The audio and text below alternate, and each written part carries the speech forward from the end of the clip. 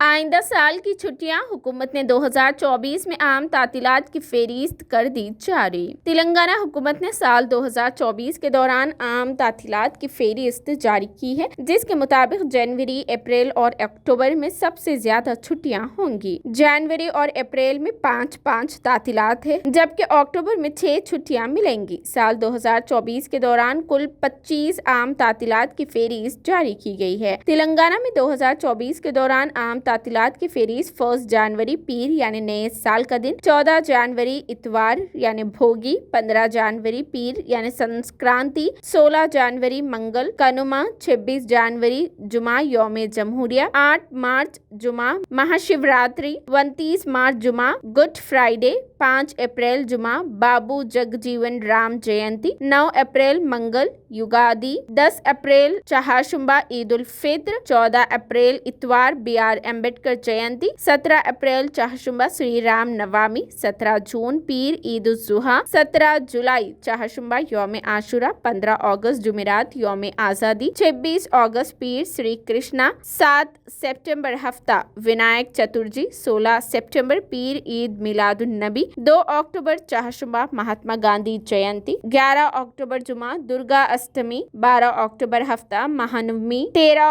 अक्टूबर इतवार विजयदशमी, 30 अक्टूबर चाशुमा नारका चतुर्दशी, 31 अक्टूबर जुमेरात दिवाली, 25 दिसंबर क्रिसमस।